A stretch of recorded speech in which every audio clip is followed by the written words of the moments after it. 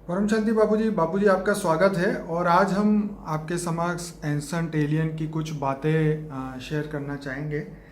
जो टीवी पे भी एपिसोड आते हैं, उन्होंने बहुत सारी रिसर्च की है और जब मैं ये उनके वीडियोस देखता हूँ तो मुझे कई प्रश्नों के जवाब भी मिलते हैं और कई नए प्रश्न भी मिलते हैं जो हम आपसे आज डिस्कस करेंगे। आज का वीडियो बड़ा ही इंटरेस्टिंग रहने वाला है। ज़्यादातर उनकी जो बातें होती है, पृथ्वी पर जो परग्रहियों की गतिविधियां जारी थी उसके बारे में उन्होंने हमारे प्राचीन ग्रंथों में लिखा हुआ था वो ढूंढा, उससे वो उन्होंने पता करने की कोशिश की। जैसे उन्होंने लिखा कि प्राचीन हिंदू ग्रंथ एक मयंतर करके एक पुरानी किताब है जिसके अंदर भवन निर्माण कंस्ट्रक्शन का पूरा गाइड दिया, जो कि पांडुलिपि में था। और राजा मायासुर ने दुनिया तक ये ज्ञान पहुंचाया। उनके देखरेख में पृथ्वी पर और आसमान में भी कई शहर बने। अब यहाँ पे ये क्वेश्चन आता है कि आसमान में ऐसे कौन से शहर बसे, आप बताइए। देखो, जो मायासुर नाम का राक्षस था हिंदू शास्त्रों में बताया ना, तो वो सूक्ष्म जगत में भी भवन बनाता था। असुर तो भले पाताल लोक में रहते थे ना, मगर ये धरती पर रहने वाला असुर था। ओके। मगर असुरों के पास इतनी टेक्निक थी कि उसने कई भवन बनाए थे। जैसे उसने वो जो पांडवों का इंद्रप्रस्थ था ना, मेरे ख्याल से वो पांडवों का इंद्रप्रस्थ भी ऐसा बनाया था कि जैसे माया में भटक जाए ऐसा। और माया में भटकने के कारण ही वो दुर्योधन, जहाँ पानी नहीं था वहां उसको पानी दिखा, और जहाँ पानी था वहां नहीं दिखा और वो गिर पड़ा। और उसके कारण द्रौपदी ने उसकी हंसी मजाक की, इसके कारण महाभारत हो गया। तो ऐसे एक मैं बताऊं ना, मैं भूल गया हूँ वो असुर का नाम। उनके अंतरिक्ष में 3 भवन बनाए थे। तीन असुर थे। उसको भगवान शंकर ने, महादेव ने वरदान दिया था। और एक असुर द्वारा 3 भवन निर्माण थे अंतरिक्ष में। वो असुर का नाम मिल गया। और वो कोई वो 3 अंतरिक्ष में 3 भवन था। 3 भाई थे और 3 भवन था। 3 असुर भाई थे। तीनों असुरों का शायद शास्त्रों में आपको मिल जाएगा, क्योंकि बहुत टाइम पढ़े हुए हो गया। बाबूजी, वैसे तो रावण की भी बात कही ना कि लंका, उसने पूरे सोने की लंका बनाई थी और सोने के बड़े बड़े गडरों को उसने हवा में उड़ा उड़ा के वो लंका तक पहुंचाया था और बनाया था। वो जो कंस्ट्रक्शन के बहुत बड़े देवता थे, उनका भी नाम था, मैं नाम भूल गया।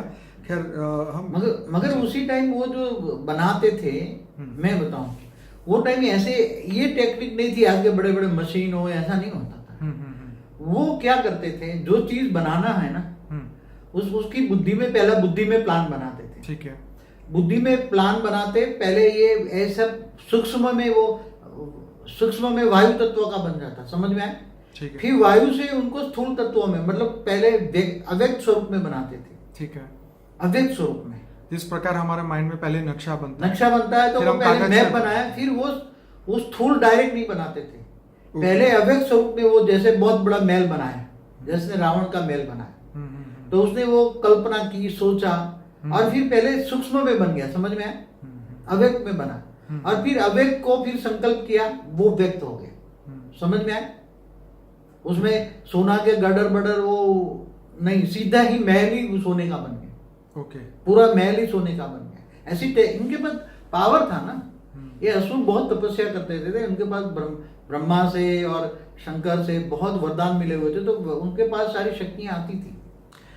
बाबूजी, यहाँ आगे एक बात करूंगा कि जो क्षीर सागर के मंथन में धन्वंतरी देवता का सर्जन हुआ। कहा जाता है कि वो धन्वंतरी देवता ने ये वेद कुछ बनाए जिसके अंदर ये मनुष्य ये ज्ञान जो है बाद में मनुष्य को दिया गया। तो उनका जन्म जो है वो आकाश गंगा में हुआ था और वो पृथ्वी लोक के नहीं थे।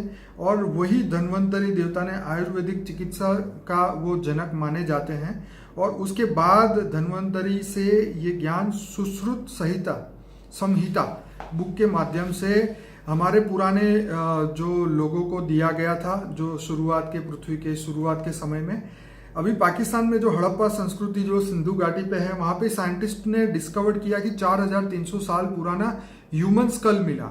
अब उन्होंने वहाँ पे देखा कि उस दिमाग, जो खोपड़ी थी, उस पर दिमाग का ऑपरेशन होता था और उस खोपड़ी पे निशान मिले, सक्सेसफुल होता था, बहुत सारी बातें थी। तो प्राचीन भारत में ये सब होता था, ये सब ज्ञान संस्कृत की जो बुक थी, जो कि ईसा के 800 साल पुरानी ये बुक सुश्रुत संहिता में बताई गई है, जिसमें 11,000 रोगों का उपचार था, और ये बुक आयुर्वेद का आधार है। देखो, पहले मैं जिन्होंने ये देवता निकले, हाँ, धन्वंतरी, आयुर्वेद का जी जनेता, हाँ, धन्वंतरी देवता, जो सागर मंथन हुआ, एक्चुअली हमारे शास्त्रों में कुछ कोड वर्ड यूज किया हुआ है, ठीक है, समझे? तो सागर मंथन माना कि ये कोई स्थूल सागर की बात नहीं है, जो भले मानते हैं, मगर उसमें सूक्ष्म सागर भी होता है, ठीक है, जिसमें स्थूल के साथ सूक्ष्म में मिलाप हो, तो उसको मंथन करो, तो उसमें से जो मंथन करते करते करते, तो ये कई कोड वर्ड होते हैं। जैसे देवता और असुर जो हैं, वो बहुत दुखी हो गए थे। देवता भी पतन के किनारे थे, दानव भी दुखी थे, मनुष्य भी दुखी थे, पूरे ब्रह्मांड में दुख था। तब सारे तीन देवता, ब्रह्मा विष्णु शंकर ने भी सब मिलने किया कि क्या करें। तब देवता और असुरों ने मतलब एक मिलकर विचार सागर मंथन किया, ज्ञान सागर मंथन किया, ठीक है। तो दुनिया में दुख इतना बढ़ गया था, अब क्या करें। उसके लिए फिर अलग अलग विचार सागर मंथन किया। विचार सागर मंथन से जो रत्न निकले, जो भी निकला, वो विचार सागर मंथन से निकला। उसमें विष भी निकला, अमृत भी निकला, फिर देवता भी निकले, लक्ष्मी भी निकली। लक्ष्मी तो पहले ही विष्णु ने अपने अंदर अपने दिल से लक्ष्मी बना, ऐरावत भी निकला, जो भी है सब। मगर ये कभी कभी एक कोड वर्ड होता है, कोड लिपि होती है। तो यहाँ विचार ज्ञान, विचार सागर मंथन की बात है, समझ में? विचार ज्ञान, क्योंकि दुनिया को सुखी कैसे किया जाए। नहीं तो देवता तो असुर कभी मिलते ही नहीं है ना। और तीन देवता भी नहीं मिलते, तीनों देवता ब्रह्मा विष्णु शंकर भी आपस में लड़ते थे, ठीक है। इसलिए देखो, ब्रह्मा और शंकर के बीच में पूरा द्वापर युग लड़ा। जो देखो, पहले समझना पड़ेगा, महादेव जो थे, महादेव को शंकर को मानने वाले, देखो हमारे हिंदू शास्त्रों में ब्रह्मा को रजो, ब्रह्मा को सतो, विष्णु को रजो और शंकर को तमो बोला है। तो शंकर के फॉलोअर्स कौन थे? शंकर को मानने वाले, महादेव को मानने वाले कौन थे? असुर, राक्षस, भूत प्रेत और असुर थे। बिल्कुल निचली क्वालिटी की आत्मा, ठीक है। हाँ, हल्की क्वालिटी की, क्योंकि तमो प्रधान थे, तो उसको मानने वाले तमो प्रधान आत्माएं थी। और जो विष्णु रजो थे, तो उसको मानने वाले देवता थे। मगर ब्रह्मा के लिए भी उपासना करते थे असुर, मगर ब्रह्मा भी वरदान दे देते थे। तो वरदानों के कारण और आपस में भी लड़े। द्वापर पूरा शिव पंथी और वैष्णव पंथी दो भाग हो गए। द्वापर का मतलब समझो, पहले एक सत्युग त्रेता के अंदर एक निराकार शिव की पूजा होती थी, ज्योतिर्लिंग था, समझ में? एक निराकार शिव, ज्योति माना लाइट का लिंग, निराकार शिव की। और बाद में राम ने भी रामेश्वर में निराकार शिव की पूजा की, शंकर की नहीं। निराकार शिव और शंकर में जमीन आसमान का फर्क है। निराकार शिव माना परमात्मा, परमात्मा, ये तो देवता है, महादेव है, देव है, समझ? ब्रह्मा विष्णु शंकर तो देवता है। तो ये बहुत, द्वापर आए तो शिव पंथी और वैष्णव पंथी बहुत आपस में दो पंथ हो गए, द्वापर दो पर हो गए, दो पंथ संप्रदाय आए। दो संप्रदाय आने से इतना लड़ाई हुई है। द्वापर पूरा 8, कितना द्वापर हुआ देखो, कलयुग है 4,32,000 साल, इससे डबल है द्वापर, तो 8,64,000 साल तक शिव पंथी और वैष्णव पंथी इतने कट्टर थे कि एक दूसरे के मंदिर तोड़ डालते थे। आज जितने कट्टरपंथी दूसरे नहीं है ना, इससे ज्यादा आज भी कई वैष्णव संप्रदाय वाले इतने कट्टरपंथी बैठे हैं कि वो भी शिव के मंदिर में नहीं जाते। शिव शब्द आज भी है। बापूजी, हम कुछ और चर्चा करें। हाँ, मगर ठीक है, मगर ये बता रहा हूँ कि ये जो आयुर्वेद जो है, ये जो धन्वंतरी थे, तो सूक्ष्म देवता थे ना, वो देवता थे, वो देवताओं का भी उपचार करते थे, केवल मनुष्यों का नहीं। ये बात सुन लो कि देवताओं को भी पावर, देवता 3 तत्वों में थे ना, सूक्ष्म लोक में थे ना, बिल्कुल सूक्ष्म लोक में थे। तो देवताओं के महल behल कौन बनाते? विश्वकर्मा थे सूक्ष्म जगत में। ये बात सही है, क्योंकि ये उसमें भी ये बताया गया कि जो धन्वंतरी देवता थे वो देवताओं के वैद्य थे। देवताओं के भी वैद्य, देखो तीनों लोक में दुख व्याप्त था, भूलोक, भूभुरलोक, स्वर्गलोक, सभी तीनों लोक में व्याप्त था। और असुर पाताल लोक में भी दुख, असुर त्राहिमाम थे, ठीक है। नहीं तो देवता और असुर कभी मिलते थे? तब तो इन्होंने ब्रह्मा विष्णु शंकर भी नहीं मिलते थे, ठीक है। आपस में संस्कार ही नहीं मिलते तीनों के, तब तो तीनों के फॉलोअर्स भी लड़ते थे, शंकर के देखो एक एग्जांपल दूं आपको, देखो ये समझना पड़ेगा ये बातें, पूरे ब्रह्मांड की बात है ना, पूरा ब्रह्मांड में आपस में लड़ाई झगड़े, क्योंकि 3 देवता मेन थे, ब्रह्मा विष्णु शंकर, तो चलाने वाले ही लड़ते थे, इसके फॉलोअर्स नहीं लड़ेंगे 100%। हाँ, क्योंकि उसको वो कहता है महादेव बड़ा है, कोई कहता है वैष्णव विष्णु बना है, कोई कहता है इतने। देखो जहां पार्वती का अवतार हुआ था, शिव शक्ति का अवतार हुआ था, किसके घर वो राजा था ना, दक्ष प्रजापति, वो पक्का वैष्णव था, वो शंकर को नहीं मानता था, और उसके घर ही जगदम्बा का अवतार हुआ, इस ब्रह्मांड की आदि शक्ति का। सही है। तो उसने अपने शंकर को दामाद मानने के मनाही कर दिया, किसी भी तरह नहीं मानेगा। वो क्या थी, वो दक्ष की पुत्री पार्वती से अगले जन्म में, उसका नाम जो थी सती, तो उसने अग्निदाह कर लिया फिर। तो इतने कट्टरपंथी थे कि वो महादेव को नहीं मानते थे, समझ में आया। तो कई लोग जो देवता थे महादेव को नहीं मानते थे, वो विष्णु को ही मानते थे, और जो असुर थे वो विष्णु को कट्टर दुश्मन मानते थे। इसलिए धरती पर इस ब्रह्मांड में, एक ब्रह्मांड, एक धरती की बात नहीं, 7 पाताल लोक में, और भूलोक भूभुलोक स्वलोक, तीनों लोग ऊपर में, इससे ऊपर भी 7 लोग हैं, उसमें भी देवताओं और असुरों के संस्कारों वाली आत्माएं बैठी थी, मगर ऊपर के लोक में जाती। इसलिए ब्रह्मांड का जो सत्यानाश किया है वो द्वापर से शुरू हो गया था, केवल कलयुग में नहीं हुआ। चलिए बाबूजी, ये तो बहुत बढ़िया बात बताई। जैसे अभी एक समारागण सूत्रधार, वो जो एक बुक थी जिसके ऊपर लिखा था कि पारे से चलने वाले इंजन की बात उसके अंदर लिखी गई, जिससे स्पेस ट्रैवल पॉसिबल था। समारागण सूत्रधार करके वो बुक थी।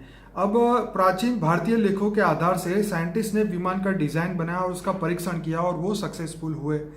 तो यहाँ पे इस हमारे 100 साल पहले जब पहला विमान बना, उससे पहले हमारे भारतीय एक व्यक्ति थे, उनका नाम मैं भूल गया, उन्होंने सबसे पहले ट्राई किया था इसी डिज़ाइन, एंशियंट प्राचीन भारतीय लेखों से उन्होंने वो बनाया था, और वो सक्सेसफुल भी हुआ था, लेकिन वो हिस्ट्री में से गायब कर दिया गया।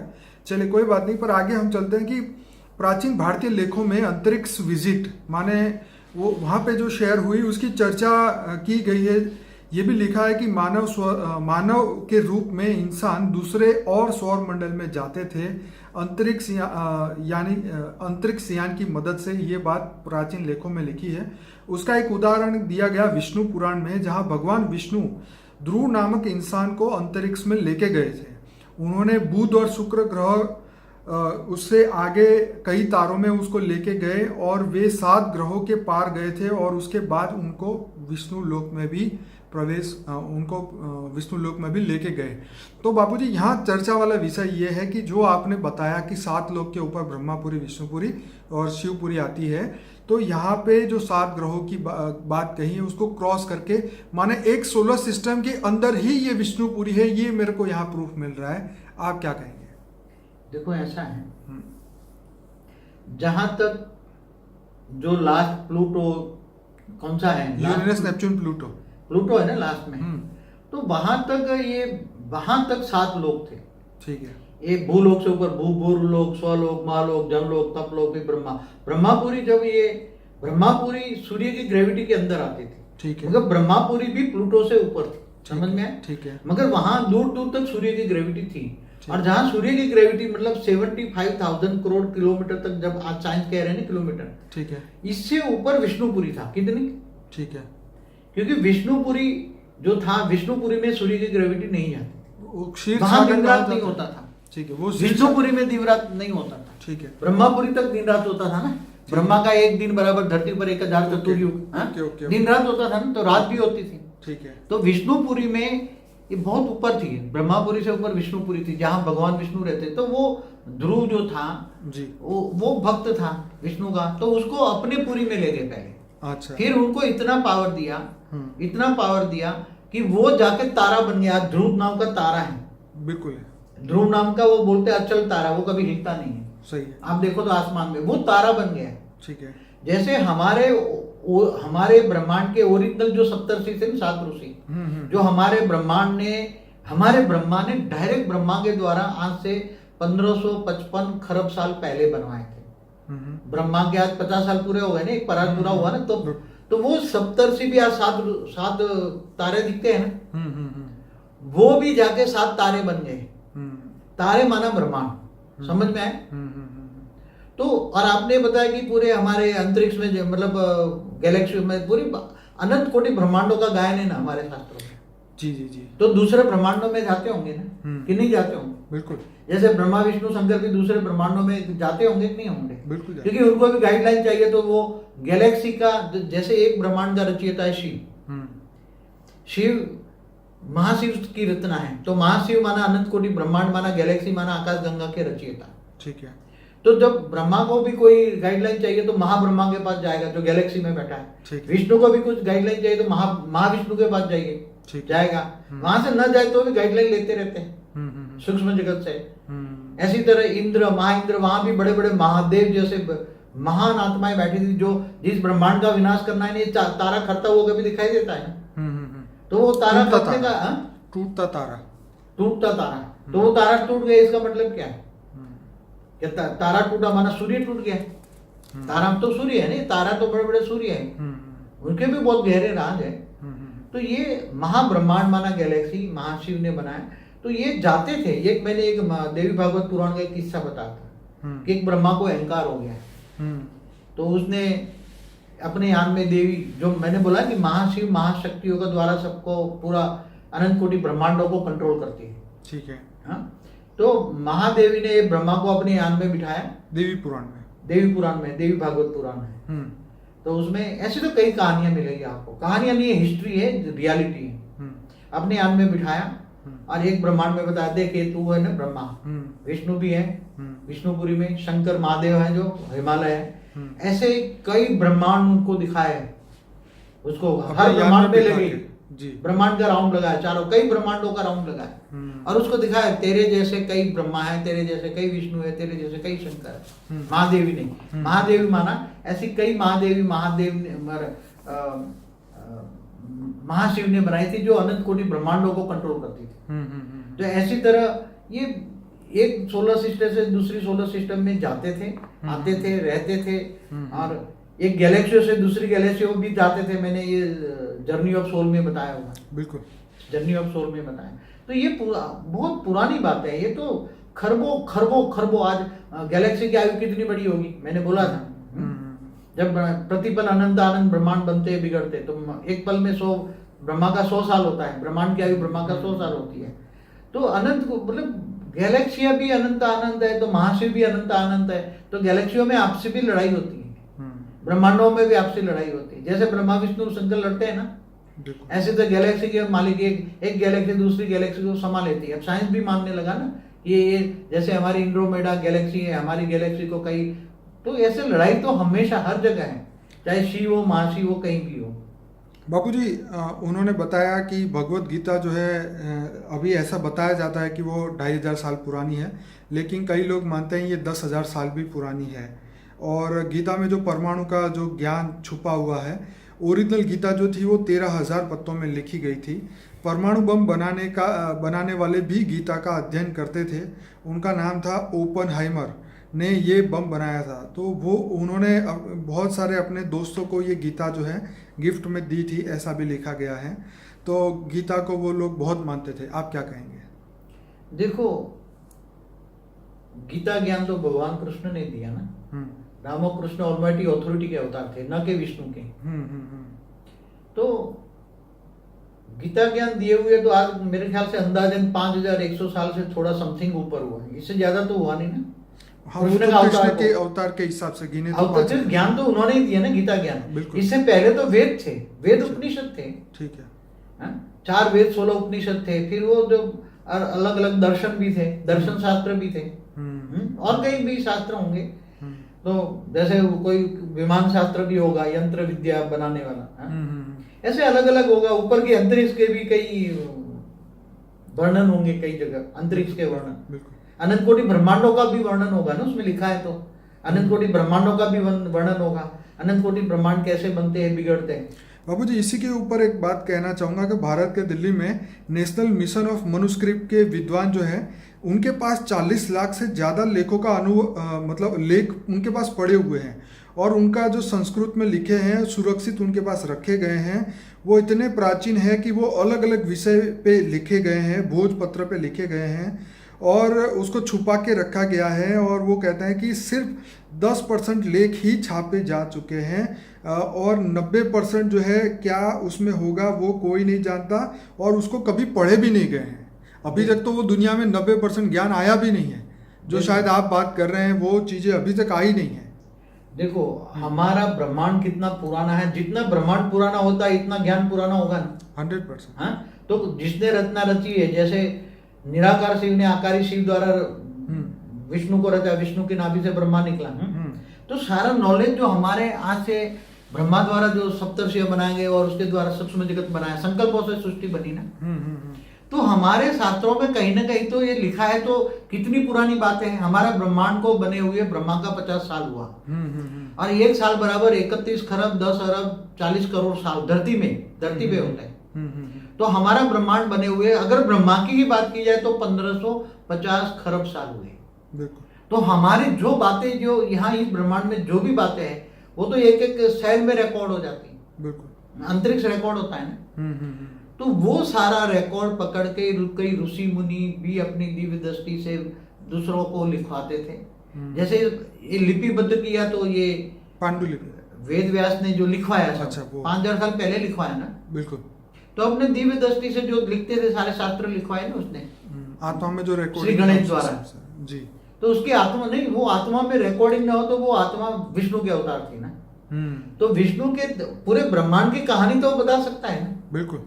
मगर उसको भी ऊपर कोई गैलेक्सी से कोई रेत मार के उसको भी बताएगी, ये गैलेक्सी से ऊपर का ज्ञान दे ऊपर को, तो गैलेक्सी की बातें बताएगी ना, आकाश गंगा की बातें बताएगा, तो लिखते हैं ना। तो हमारे शास्त्रों में जो भी बातें हैं, अब गैलेक्सी बने हुए कितना टाइम होगा, उसका समय भी, सब कुछ समय को जानना पड़ेगा। इसलिए हमारा एक वीडियो को relation between time space and speed, 7 secret of Shiva में आपने ये बताया था। हाँ, तो ये सब बातें आई कहाँ से? पहले कोई ऐसे लिखने बिखने की कहानियां नहीं लिखते थे। आत्मा में इतनी शक्ति थी, एक बार सुना आत्मा में रिकॉर्ड हो गया, आत्मस्वरूप में स्थित हो गए, सुनते थे तो आत्मा में इतनी शक्ति थी कि जो सुना वो हमेशा रिकॉर्ड हो जाता था। और आत्मा जो ये ऊपर के लोकों में रहती थी ना, तो ऊपर के अवतार जैसे विष्णु के अवतार होते थे, तो वो भी विष्णु के पास भी ऊपर से जो महाविष्णु से ज्ञान आता था, ब्रह्मा के पास भी महाब्रह्मा से ज्ञान आता था।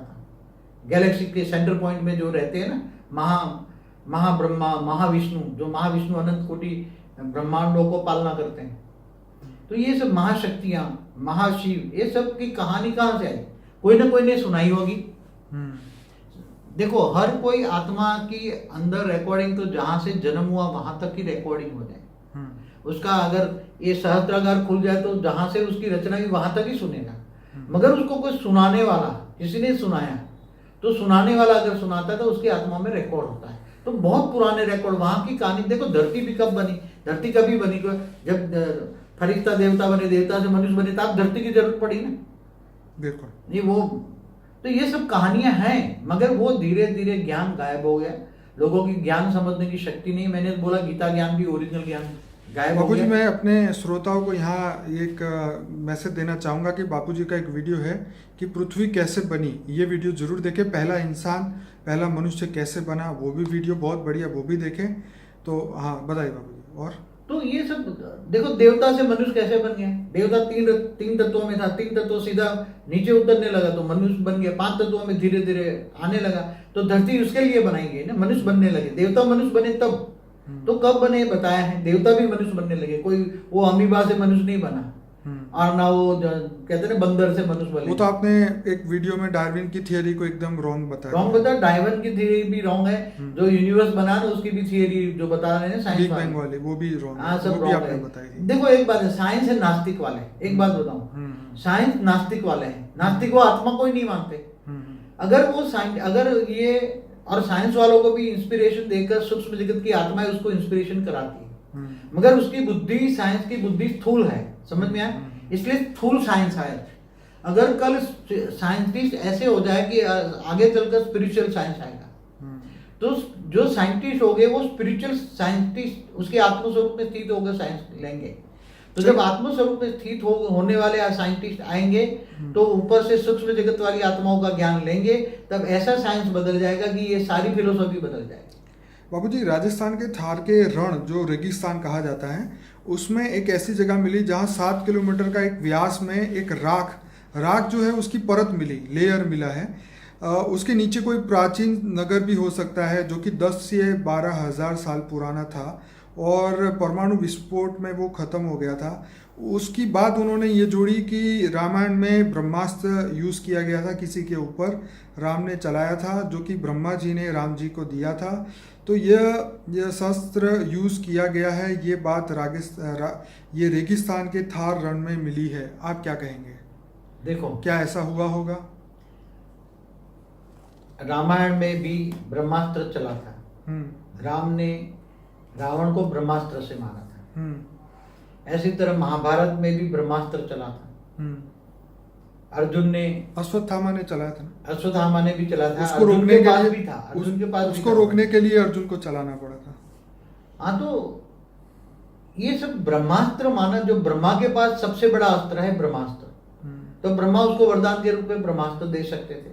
फिर उससे बाद में महादेव पास्त्र देते थे, ये जो नाम है कोई, महादेव देते थे। फिर कृष्ण को भी स्वदर्शन चक्र दिया था, जो शास्त्रों में है ना, स्वदर्शन चक्र, पल में गायब हो जाता, पल में आ जाता था। ये किसने दिया याद नहीं, अब शास्त्र बहुत। तो ये बातें नई नहीं है, हमारे शास्त्रों में बहुत पुरानी बातें हैं। और शास्त्रों को समझने के लिए हमारी अलग अलग वीडियो देखिए, उसमें हमने हर कोई क्लियर खोल के बताया है। शिव महाशिव परमा शिव देवी महादेव परमादेव की भी वीडियो देखिए। गैलेक्सी कब तक बनी, कितने साल हो गए, वो भी एक वीडियो मैंने बताया, तो समय भी बताया गैलेक्सी का। इस धरती पे जितने भी ऐसे निशान मिल रहे हैं जहाँ पे परमाणु विस्फोट तो हुए हैं, तो ये सब चीजें, राम और रावण का युद्ध, हाँ, ये त्रेता के अंत में हुआ। त्रेता के अंत में राम और रावण का युद्ध हुआ। तो उसको तो हुए कम से कम, द्वापर हुआ 8,64,000 साल, तो इससे तो ज्यादा ही हुए होंगे ना। तो ये 8,64,000 साल पहले रावण ने जो युद्ध लड़ा था, उसकी बहुत गहराई की बात है, वो बहुत डिटेल में, उसके लिए अलग सब्जेक्ट है। चलिए, हम नया वीडियो बनाएंगे जरूर, लेकिन हम यही कहेंगे कि ऐसे बहुत सारे निशान इनको, तो 8,64,000 द्वापर में भी बहुत लड़ाइयाँ हुई ना, थोड़ी द्वापर 2 पर हो गए, 2 धर्म हो गए। द्वापर का मतलब 2 धर्म हो गए। पहले एक ही शिव निराकार को मानता था, ज्योतिर्लिंग ज्योतिर्लाइट। अब द्वापर शिवपंथी वैष्णवपंथी हो गए और दोनों में बहुत लड़ाइयाँ हुई। तो उसी टाइम भी ये परमाणु बॉम्ब चले होंगे, परमाणु बॉम्ब माना ब्रह्मास्त्र चले होंगे, तो कई चले होंगे। बहुत 8,64,000 साल में युद्ध ही युद्ध, द्वापर से ही युद्ध शुरू हो गए। चलिए बापूजी, बहुत बढ़िया। ये 27 मिनट हो चुके हैं, तो मैं सभी श्रोताओं को कहूँगा कि बापूजी का अनस्पोकन ट्रूथ बाय बापूजी का एक प्लेलिस्ट है, वो मेरे डिस्क्रिप्शन बॉक्स में दिया है, उसमें उस लिंक को जरूर से देखिए। उसमें हर सब्जेक्ट पे अलग अलग वीडियो बने हैं, तो ये 120 वीडियो सुनना बहुत ज़रूरी है। एक और प्लेलिस्ट है फॉर द बिगिनर करके, जो कि 2008 में बापूजी ने एक ज्ञान दिया था, जिसमें 16-17 वीडियोस रखे हैं। वो बहुत इंपॉर्टेंट है नए हमारे सब्सक्राइबर के लिए, जो पहली बार इस वीडियो को देख रहे हैं। बाकी जो पुराने हमारे बापूजी के फॉलोअर्स हैं, उनके लिए हमने अलग अलग प्लेलिस्ट बनाया, जैसे मेडिटेशन का, ब्रह्मांड के क्रिएशन का, लाइफ आफ्टर डेथ का, स्पिरिट वर्ल्ड का, सूक्ष्म जगत, कारण जगत, महाकारण जगत, 7 secret of Shiva, life after death, ऐसे बहुत सारे वीडियोस हैं और नए नए वीडियो हम डालते रहते हैं। तो ये दुनिया तक ये परम सत्य ज्ञान पहुंचाने के लिए कि हमारे एंशिएंट समय में ये सब हो चुका है, अब वो परिवर्तन आने वाला है और उसके लिए सभी आत्माएं तैयार हो जाएं। और हम दूसरी दुनिया से आए हैं और हमें वहाँ जाना है, उसके लिए बापूजी ने जो हमें पुरुषार्थ सिखाया है, जो पढ़ाई सिखाई है, एक स्टडी है जो हम प्रैक्टिकली जीवन में जीते हैं। आत्मा कर्मयोगी बन के आत्मज्ञान उसको हम बाहर निकालते हैं और उससे जो है हम अपना जीवन को आगे स्पिरिचुअल लाइन में आगे बढ़ाते हैं। तो आप सभी लोगों को एक रिक्वेस्ट है, इस वीडियो को लाइक करें, शेयर करें, मैक्सिमम ज़्यादा से ज़्यादा इस वीडियो के लिंक को व्हाट्सएप पे अपने सभी ग्रुपों में फॉरवर्ड करें, ताकि लोगों को पता चले कि भारत का इतिहास, जो प्राचीन ग्रंथ थे, वो कितने इंपॉर्टेंट है और आने वाले समय में जितनी ज़्यादा डिस्कवरी होगी उतना ही हमें ज़्यादा खुशी होगी, क्योंकि उससे ही जो है परम सत्य बाहर आएगा। बापूजी, आपका बहुत बहुत धन्यवाद। परम शांति।